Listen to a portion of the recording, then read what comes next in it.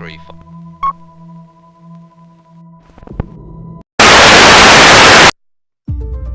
What's up everyone, you're watching Facts by JamesTV, and today we are actually going to be talking about the simulation theory. I recommend that y'all like, subscribe, turn on bell notifications. We are going to be making more videos. I recommend y'all go check out my last previous video, The Gateway of the Mind. I'm going to put a link to that video in the description down below, and I hope y'all enjoyed this video.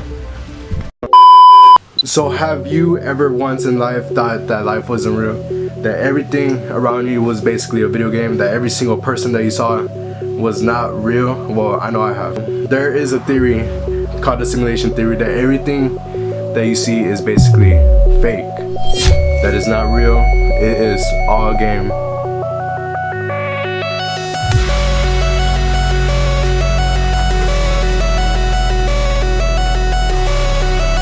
So there was a civilization that wanted to see how the past life was.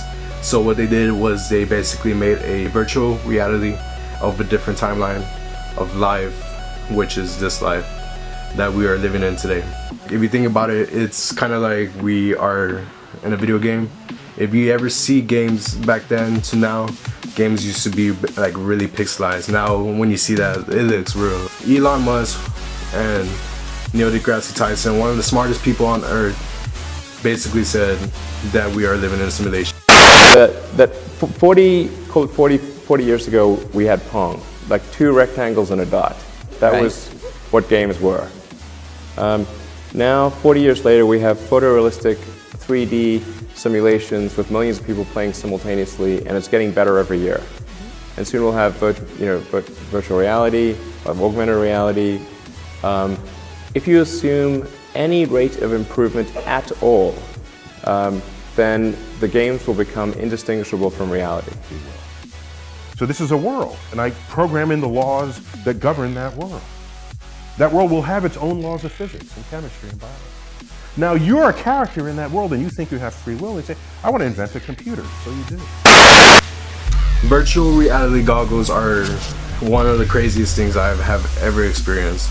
Like a while back, I went to Best Buy, and that's when Samsung barely released the Samsung VR goggles. As soon as I tried them on, there was different sections that you could choose from different environments from where you wanted it to be. Once I chose my section, it was basically, I was underwater, there was sharks swimming everywhere. I knew that it was fake, but for some reason I was tripping out.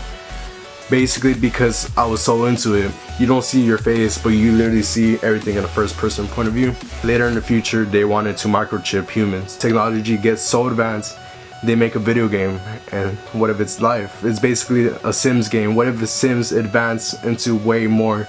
The graphics look so real. And what if you put on the VR goggles? VR goggles have wires. And what if you get those wires and you could connect it to your chip? The character that you're playing as could feel everything that you're feeling. The feelings that we feel right now does not exist. We are just basically a character in a game, and we're feeling what they're feeling. What if that's why we feel certain things at certain moments? Because the player never played this game before and is basically new to him, and that's why we can't really predict anything towards the future. Have you ever had a time where you're about to make a life decision and things are happening and you always have that slow motion? What if the player is basically making the decision for you? On his screen, he has 2 sections to choose from. It's like you either go this section, you go this section, and this is basically the outcome of what happens later on in the future. And that's why throughout the game, life goes a certain way, or life goes this way, life goes that way. You always have a decision in life, and what if it's the player that's making the decisions for you? What if the reason we have not woken up from the simulation is basically because the player that is playing is so into the game, he thinks this life is real? What if the only way you could beat the game is if you die? What if that's why we never wake up from the Matrix? Or, you know, what if that's the only way, because once you die, the game's over and they're able to take off their helmet, because right now they're basically lost inside the world that we're living in at the moment. But let me know what y'all think. Smash the like button, subscribe, turn on bell notifications. We are going to make more videos. We're going to be making some creepy videos, and I'm going to be making more videos like this later in the future. But I hope y'all have a great day, and peace.